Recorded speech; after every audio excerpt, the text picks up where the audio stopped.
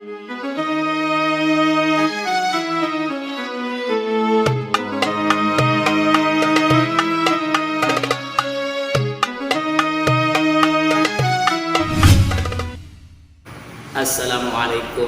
warahmatullahi wabarakatuh. Bismillahi walhamdulillah, wassalatu ala rasulillah Muhammad ibni Abdullah, wala hawla wala quwwata illa billahil aliyyil azim. Shadaqallahul azim. Para sahabat di mana saja berada, yang sama-sama mengharapkan ridho Allah Subhanahu wa taala. Lagi dan lagi kita bersyukur kepada Allah Subhanahu wa taala atas limpahan rahmat Allah, karunia Allah, bahwasanya pada kali ini kita dapat dipertemukan kembali tentang kajian-kajian yang tentunya akan memberikan semangat kita untuk beramal ibadah kepada Allah Subhanahu wa taala. Salawat beserta salam semoga tercurahkan kepada junjungan kita Habibana wa Nabiyana Muhammad sallallahu alaihi wasallam, untuk keluarganya, sahabatnya dan para pengikutnya. Mudah-mudahan kita yang hadir pada kesempatan kali ini kita bertemu kembali di sosial media, mudah-mudahan kita dapat mendapatkan syafatul uzma di yaumil qiyamah nanti. Amin amin ya rabbal alamin. Alhamdulillah para hadirin, sahabat di mana saja berada, kali ini saya akan menyampaikan beberapa pertanyaan yang datangnya dari teman-teman kita, dari kawan-kawan kita. Saya akan membacakan atensi yang datangnya dari sahabat kita, yaitu Pak Ilham. Beliau bertanyakan kepada kita sekalian, wabil khusus untuk ditujukan kepada saya, agar memberikan jawaban-jawaban yang memberikan kepastian untuk dapat memberikan kepahaman kepada saudara-saudara, wabil khusus untuk saudara Ilham. Baiklah, saya akan membacakan atensi dari saudara kita, yaitu Bapak Ilham yang datangnya dari Subang. Assalamualaikum warahmatullahi wabarakatuh. Waalaikumsalam warahmatullahi wabarakatuh. Pak Ustadz, saya ingin bertanya, kenapa setiap saya melakukan ibadah, wabil khusus untuk melakukan sholat, selalu saja dihantui perasaan malas untuk melakukan? Demikian juga dalam melakukan hal-hal kebaikan, saya selalu dihinggapi rasa malas. Pak Ustadz, saya ingin bertanya kepada Pak Ustadz, adakah langkah-langkah untuk melawan kemalasan itu dan apa yang harus kita ketahui? Saya pernah dengar katanya setiap manusia itu pasti ada godaan setannya.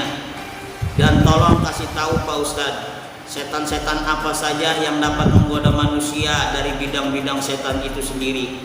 Oleh karenanya, agar saya lebih kuat mantap keimanan saya ingin mendapatkan penjelasan langsung dari Pak Ustadz. Itu saja, sekian, terima kasih. Assalamualaikum warahmatullahi wabarakatuh. Terima kasih saudaraku Bapak Ilham dari Subang. Anda menanyakan tentang langkah-langkah dan tipu daya setan yang senantiasa seolah-olah kita tidak kuat untuk melawannya. Sebenarnya iblis itu adalah, atau setan itu adalah makhluk-makhluk yang lemah. Manakala kita dekat kepada Allah, kita taat kepada Allah Subhanahu wa taala, sebenarnya kita tidak akan mampu untuk digoda, untuk dirayu.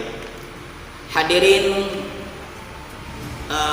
sahabat di mana saja berada, bahwasanya sebagai manusia kita pasti sudah memahami bahwa dalam kehidupan kita di dunia ini enggak sendirian.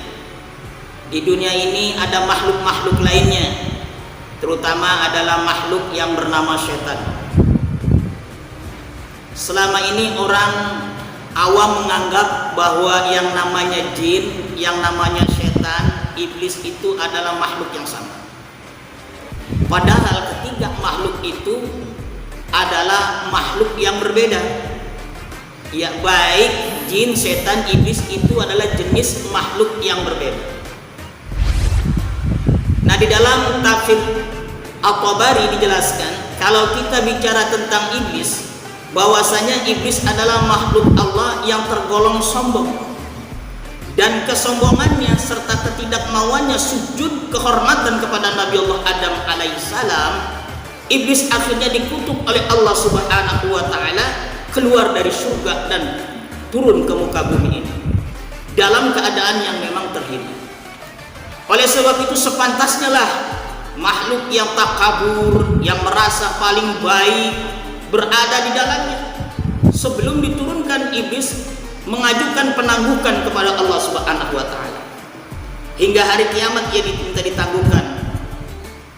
Allah pun mengabulkan permintaan sebagaimana yang terekam dalam Al-Qur'an surah Al-A'raf ayat 15. Qala innaka minal munzirin.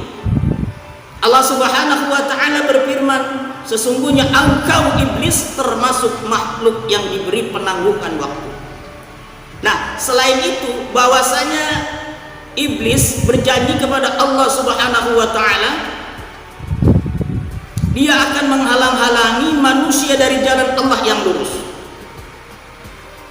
Dari arah mana saja dan dengan cara apa saja, sebagaimana ikrar pernyataan surah daripada firman Allah Subhanahu wa taala. Allah Subhanahu wa taala mengatakan,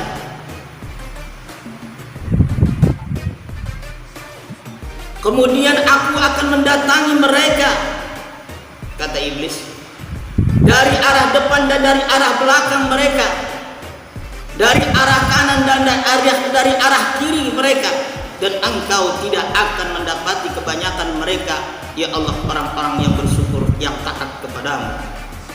Karena itulah wajar jika melalui satu firman Allah Subhanahu wa taala ini mempertanyakan sikap manusia itu cenderung menjadikan iblis dan keturunannya sebagai pemimpin atau penolong selainnya. Pasalnya bagi manusia jelaslah bahwa iblis itu merupakan musuh yang nyata, sebagaimana yang dijelaskan dalam Al-Qur'an surah Al-Kahfi ayat 50. Allah Subhanahu wa taala berfirman, A'udzu billahi minasyaitonir rajim. Bismillahirrahmanirrahim. Wa idz qulna lil malaikati isjudu li adama fasajadu illa iblis kana minal jinni fafassaqa an amri rabbih apatattakhiduna wa dzurriyyatahu awliya'a min duni wa hum lakum aduwwum bi'sal lidzalimina badala. Dan ingatlah ketika kami berfirman kepada para malaikat, sujudlah kamu kepada Adam, maka sujudlah mereka kecuali iblis. Dia adalah dari golongan jin, maka ia mendurhakai perintah dari Allah Subhanahu wa taala. Patutlah kita mengambil dia dari keturunan-keturunan sebagai pemimpin selain daripadanya, sedangkan mereka adalah musuh kita.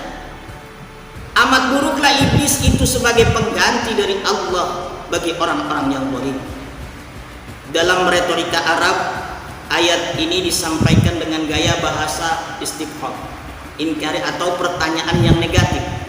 Ini memberikan pesan bahwa sesungguhnya manusia itu adalah sama sekali tidak pantas menjadikan iblis dan keturunan sebagai aulia atau sebagai pemimpin atau sebagai penolong selain Allah Subhanahu wa taala.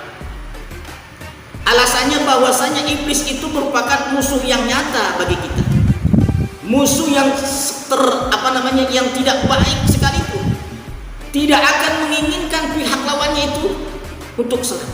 Itu iblis laknatullah. Iblis laknatullah tidak menginginkan bahwa musuh-musuh daripada dirinya tidak akan selamat. Demikian halnya dengan iblis terhadap kita manusia. Kendati demikian, manusia seringkali tidak sadar akan tipu dayanya, baik pada saat bermaksiat maupun saat beribadah. Karena merasa kita sedang beribadah, kadang-kadang kita tidak menyadari, padahal disitulah ketika kita ibadah, iblis itu datang untuk menggoda kita, menggagalkan daripada ibadah kita. Atas dasar inilah penting sekali kita mengetahui bahwasanya iblis dan tipu dayanya itu tujuannya lah agar tetap kita ini tergoda olehnya. Oleh karena itu kita waspada dari godaannya, dari kedengkiannya dan tipu muslihatnya. Dimanapun dan dalam keadaan apapun. Hanya saja dalam menjalankan misinya, iblis itu enggak sendirian. Iblis itu enggak sendirian. Iblis itu melainkan dibantu oleh keturunan-keturunannya, yakni adalah para setan. Para pemirsa sahabat media sosial di mana saja Anda berada. Kalau kita berbicara mengenai setan, saya tertarik dengan penjelasan yang dikemukakan oleh saudara kita Al-Mukarram Al-Ustaz Muhammad Nazmi Battani. Beliau mengatakan bahwa jin, iblis, dan setan adalah jenis makhluk yang berbeda. Iblis itu nenek moyangnya adalah jin, sedangkan kita manusia, nenek moyang kita adalah Nabi Allah Adam alaihissalam. Sedangkan setan itu adalah sebuah sifat. Jadi setan itu adalah sebuah sifat yang ada di dua dimensi, yakni dimensi jin dan dimensi manusia. Itulah yang dipaparkan oleh Ustaz Muhammad Nazmi Battani, bahwasanya jin itu bisa berfungsi sebagai setan.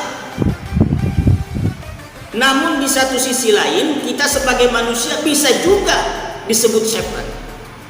Dengan demikian apabila kita dihinggapi sifat setan, kita akan memiliki sifat ria, senang, pamer, perasaan lebih baik, ya tidak ikhlas dan seterusnya. Ini kita dihinggapi oleh setan.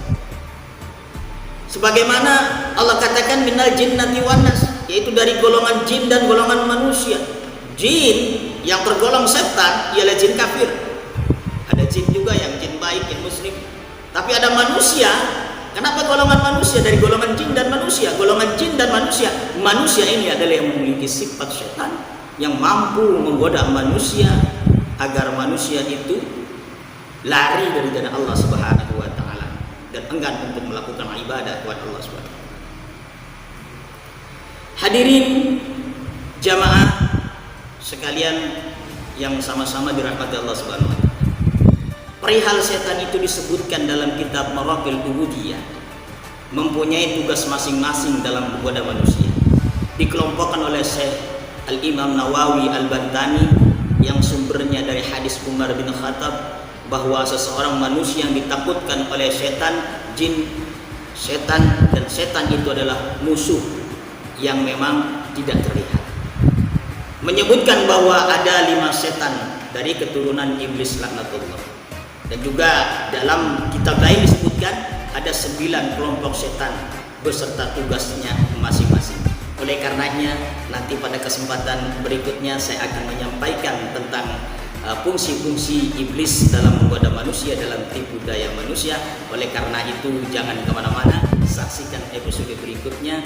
Jangan lupa like, subscribe daripada channel ini agar tidak ketinggalan daripada penyampaian-penyampaian yang akan disampaikan oleh channel ini. Saya tutup sementara. Wallahu muwaffiq ila aqwamit thoriq. Wassalamualaikum warahmatullahi wabarakatuh.